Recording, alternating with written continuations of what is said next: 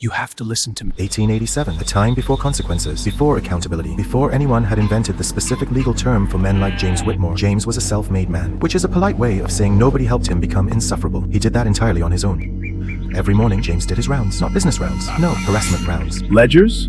A pretty thing like you belongs behind a stove, not a desk. And nobody stopped him, because in 1887, a man like James Whitmore wasn't a problem. It was just Tuesday. Margaret had worked for James's firm for 6 years. 6 years of impeccable records. 6 years of keeping that man's finances from collapsing. 2 incomes, Margaret? A secretary job in a bakery? That's greedy for a woman. Lay with me tonight and I won't bother you about the bakery. And 6 years of being looked at like a coat rack. James had a very particular management philosophy. The work was done by women. The credit was taken by James. It was a simple system, elegant even, if you were a sociopath. By Monday, my name will be on that shop. It's time you focused on your typing. That was a Tuesday. Wednesday was worse. See, James had confused no one stopping him, with everyone being fine with it. A very common mistake among men with very small imaginations. Margaret did something that nobody in 1887 thought a woman could do. She got a lawyer, she filed a claim, and she showed up. And James?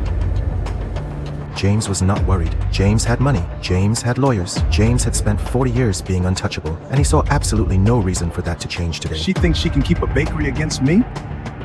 Watch how the law works for men. That face. Remember that face. That is the face of a man who has never once, in his entire life, experienced a consequence. The judge cleared his throat. The room went quiet. 6 years of evidence sat in a leather satchel. The evidence before this court is... James sat there, still smiling. The judge looked down at the verdict, and James Whitmore felt something he had never felt before in his life. He just didn't have a name for it yet. The court ruled in his favor. Of course it did. It was 1887. James Whitmore won 6 years of evidence. 6 years of documented abuse. And the man walked out without a scratch. Better luck in the next life, Margaret, assuming you can afford one.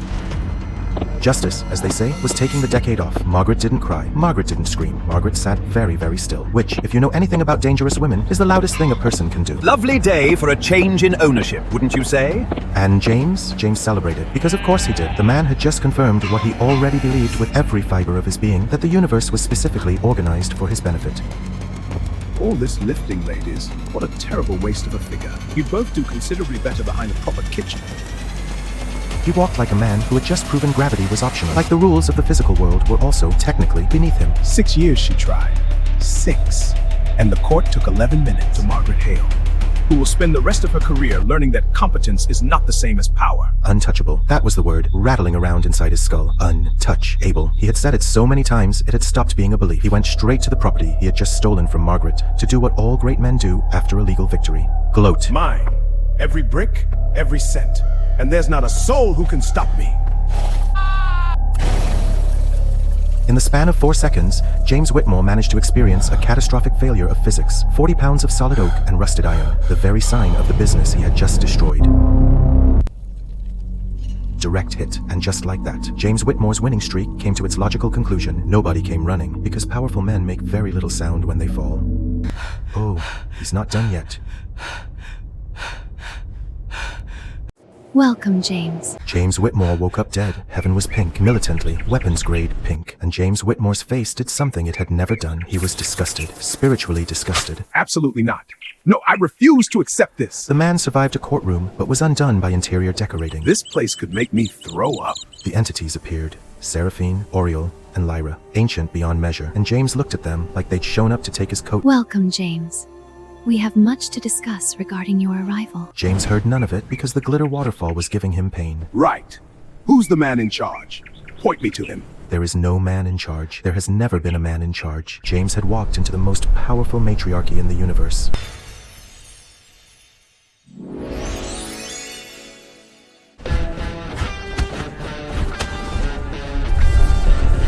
This filing system is a mess, girl. You need an alphabetized ledger. He touched Lyra's soul mapping system. 12 threads disconnected. 3 dimensions experienced a Tuesday on a Wednesday. Don't just stand there, dear. Fetch me a drink that isn't pink. And while you're at it, who do I speak to about the room situation? The same looks, the same scan. He had still not updated his personality. Yes, quick question. Is there a separate orientation for people of my standing? Oh, I'm sorry. Is this the part where we all pretend to feel something? He watched as females take charge, not knowing something big was in store for him. A soul colleague of his filed the report. The Supreme received the file, and her light went very, very white. When the Supreme goes quiet, the entire dimension goes quiet. What's the meaning of this? I demand an audience! He was going back to Earth, back to the noise. Your petition for reassignment has been granted, James. Effective immediately. James almost looked relieved. Returned as what? Seraphine what? And then Seraphine read the second line. Seraphine, I am talking to you! James Whitmore, tyrant, misogynist, freshly deceased, and now, for the first time in his entire existence, completely out of options. A smarter man might have read this moment as an opportunity for humility, for reflection, for perhaps one single solitary. James read it as an opening for a counter-proposal. Seraphine read the terms, and the universe itself leaned in to make sure James understood every single word. 2 years, on Earth, as a woman. Survive without being killed by a man. Complete the full term, and earn a second life. Fail, and the darkness behind him, the one with absolutely nothing in it, that becomes permanent. No appeals, no extensions, no man to redirect his complaints to. 2 years. Survive. Do not be killed by... This is absurd. This is structurally absurd. Now, let us be sensible about this. I suspect there has been a clerical error somewhere in the file. A man of my professional standing, my track record, does not begin again at entry level. There are clearly tiers to this system, and I should like to be placed in the appropriate one. Furthermore, 2 years is an arbitrary figure.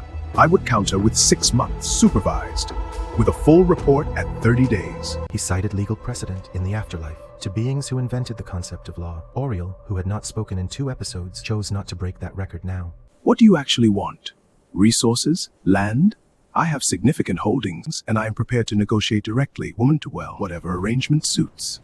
Oriel communicated everything with a single blink. It was the most devastating thing anyone had ever done without moving their mouth. I demand legal counsel! I demand a formal hearing there! James argued for what felt like 11 minutes. He cited fairness. He cited his legal victory in a human court to beings who invented the concept of law, and at one point genuinely suggested that perhaps one of the entities could take notes while he outlined an alternative proposal. Seraphine waited until he was completely finished. Then she did something that no one in James Whitmore's entire life or death had ever done to him. She ignored everything he said, completely, surgically, like it had never happened. Then she raised one finger, pointed it at James, and then pointed it at the floor. The portal opened, and through it, James could see Earth. Not his Earth, not the gray cobblestones and fog and gas lamps. Something brighter, louder, something that smelled, even from a cosmic distance, aggressively like the 60s. No, wait! I'm not going through that, Seraphine! Seraphine, I am talking to you! And James Whitmore, who had spent his entire life ensuring other people felt small, fell, not as a man.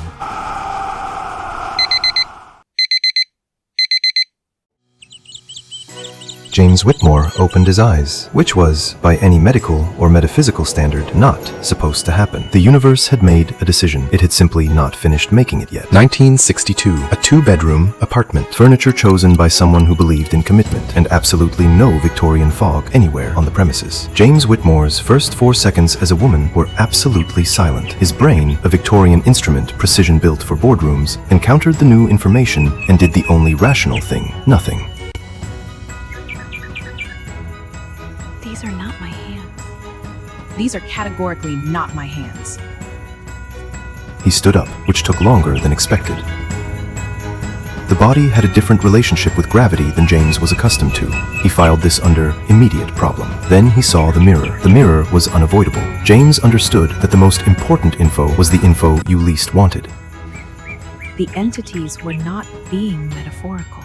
They were being extremely specifically literal. James had spent 47 years looking at women. He had not seen one. James had woken up inside someone's life, a whole, furnished life, with last night's glass still on the table. Number 1 husband. I have survived worse than this. The apartment holding its breath in the last second before something ends it. Mary, baby, I know you up. What's for breakfast? Welcome to the lesson, James. Mary, can you hear me? They settled in with the ease of a well-practiced takeover. 4 men in a living room, 1 woman took care of, as if that care meant she owed them something. The old judgment kicked in at full force. None of this was acceptable. You might have mentioned this was happening. I said I forgot, babe. It's just your family. Do you make those buskets fresh, or those the ones from yesterday? James had a response, sharp, firm, and perfected over 47 years. And then something happened that stopped it entirely. They're from yesterday. James made the calculation, then he made the biscuits. 2 years, survive as a woman. The terms were not negotiable. She served them, because the alternative was the permanent darkness. James decided the darkness was worse than a Saturday with Mary's father. It was a close call. Mary been working out or something? She looks different. James had said things like this, not these exact words, the same grammar. He was finding the grammar a lot less charming from this side. Hey, Mary, these eggs could have used more salt. More salt delivered as feedback for a free breakfast. James filed it. The filing system was getting very full. A woman who knows how to keep a house. That's a dying art. You do good work, sweetheart. Thank you, Ron.